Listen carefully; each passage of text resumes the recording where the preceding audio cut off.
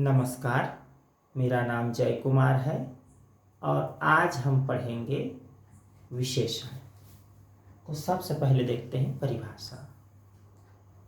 संज्ञा या सर्वनाम की विशेषता बताने वाले शब्द को विशेषण कहते हैं। कौन सा शब्द? विशेषता बताने वाले शब्द।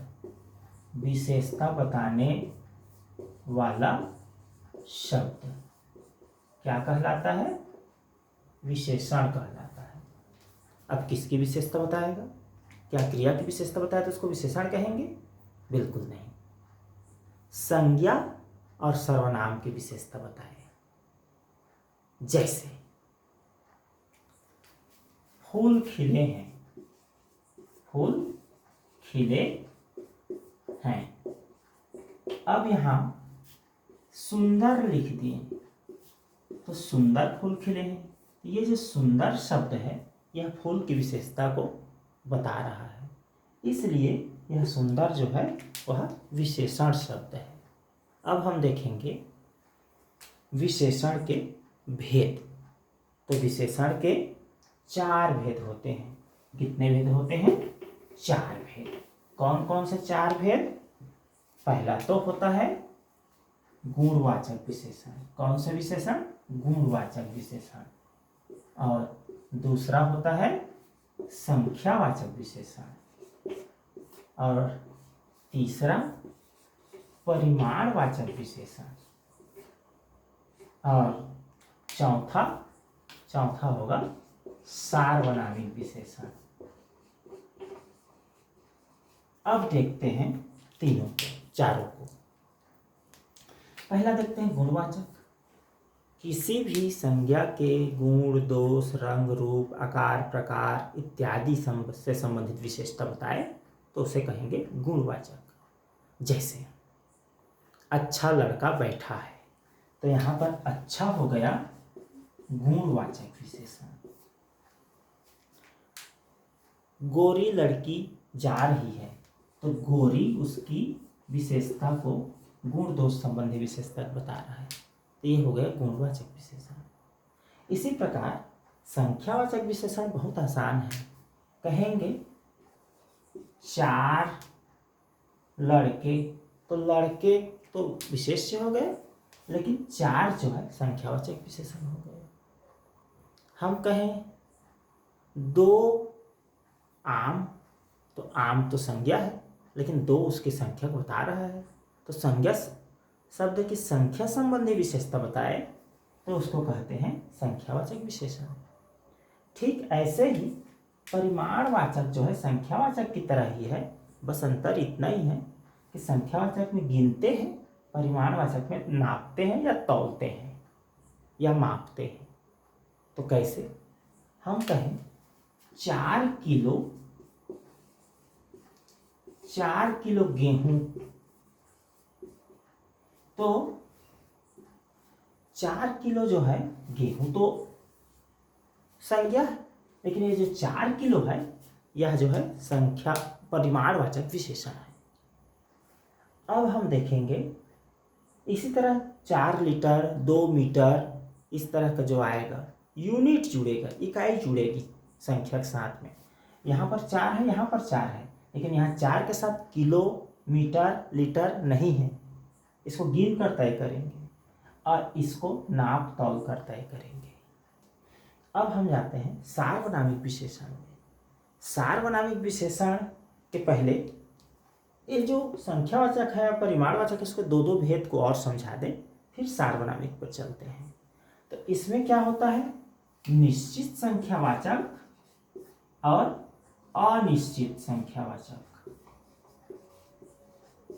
तो निश्चित संख्यावाचक और अनिश्चित संख्यावाचक में क्या अंतर है?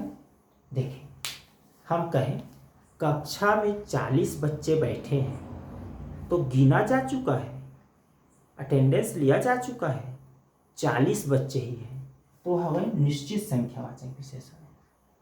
और कहेंगे कक्षा में कुछ बच्चे बैठे हैं, तो कुछ जो है गिना तो जा सकता है, लेकिन अभी गिना नहीं गया है, अनिश्चित है। तो कुछ जो है 10 भी हो सकते हैं और कुछ जो है 20 भी हो सकते हैं, इसलिए वो अनिश्चित संख्यावाचक। ऐसे परिमाणवाचक के ऐसे ही निश्चित और अनिश्चित परिमाणवाचक। जैसे हम कहें बेटा कुछ शक्कर ले आना, तो कुछ शक्कर 1 चम्मच भी हो सकता है, 10 चम्मच भी हो सकता है, 1 किलो भी हो सकता है, 2 किलो भी हो सकता है, पहले से निश्चित नहीं है, तो अनिश्चित परिमाणवाचक होगा। लेकिन हम कहें कि बेटा 2 किलो शक्कर ले आना, तो 2 किलो मतलब वो 1.5 किलो नहीं लाएगा ना 2.5 किलो आएगा, 2 किलो ही लाएगा। तो ये है निश्चित परिमाणवाचक। जो पहले से नापा तौला जा चुका है वह निश्चित में आएगा, निश्चित परिमाणवाचक। और जो नापा तौला नहीं गया है, नापा तौला जा सकता है, वह अनिश्चित परिमाणवाचक में आएगा। अब हम देखते हैं सार्वनामिक विशेषण। तो सार्वनामिक विशेषण में देख 2 स्टेप पहले चलेंगे, फिर सार्वनामिक पर आते हैं। तो क्या है 2 स्टेप? सर्वनाम की पहले परिभाषा जानते हैं, तो आप जानते ही होंगे संज्ञा के बदले आने वाले शब्द को सर्वनाम कहते हैं। जैसे राम जा रहा है, क्या कहेंगे? राम जा रहा है। कोई बात नहीं। अब इसके बाद हम देखेंगे सर्वनाम कैसे होगा।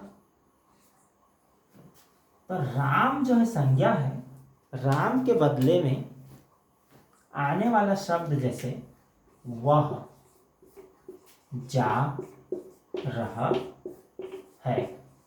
अब देखें राम यहां से हटा और उसकी जगह पर आया वह, तो वह हो गया सर्वनाम। लेकिन हम कहें कि वह राम जा रहा है, ऐसे में ये जो वह जो है राम के बदले में नहीं आया है, राम वहीं पर है, राम हटा नहीं है और उसके बदले वह आया। तो इसको हम कहेंगे सार्वनामिक विशेषण। क्यों? सर्वनाम शब्द तो है किंतु वह विशेषण का कार्य कर रहा है।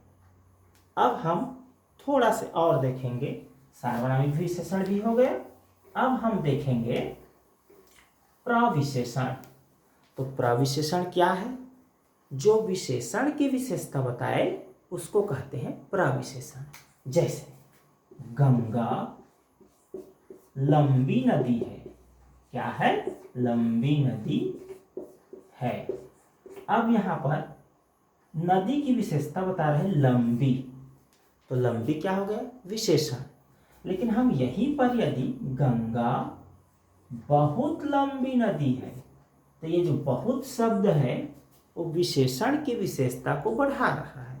लंबी तो समझ में आ रहा है, लेकिन कितनी लंबी? बहुत लंबी। तो ये जो लंबी जो विशेषण है उसी की विशेषता को बहुत जो है बढ़ा दे रहा है, ऐसे को प्रविशेषण कहते हैं।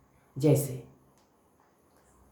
सुंदर फूल खिले हैं, हम कहेंगे बहुत सुंदर फूल, तो बहुत जो है प्रविशेषण हो गया। अब हम एक चीज और देखेंगे, उसका विशेषण पूरा हो जाएगा, और वह है विशेषण की अवस्था।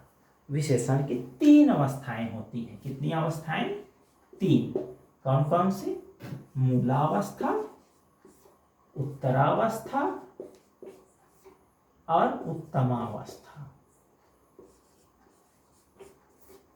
मूलावस्था, उत्तरावस्था और उत्तमावस्था। जैसे हम कहेंगे श्रेष्ठ, तो श्रेष्ठ जो है मूलावस्था। उत्तरावस्था के लिए तर जोड़ देंगे, श्रेष्ठ तर। और उत्तमावस्था के लिए श्रेष्ठतम। हिंदी में मां के नीचे हलंत लगाने का रिवाज नहीं है। अब देखेंगे, अब कैसे कहेंगे? खूबसूरत को कैसे कहेंगे?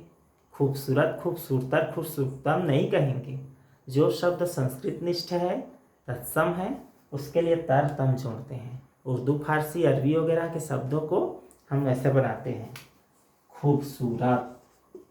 तो ये हो गया मूलावस्था। बहुत खूबसूरत, बहुत खूबसूरत में क्या हो गया? ये हो गया उत्तरावस्था। और उत्तरावस्था। और सबसे खूबसूरत कह देने पर वो हो गया उत्तमावस्था। तो इस प्रकार के 3 अवस्थाएं होती है, महान, महानतर, महानतम, सरल, सरलतर, सरलतम। इस तरह से अच्छा, बहुत अच्छा, सबसे अच्छा। तो विशेषण के लिए यहीं तक रुकते हैं। धन्यवाद।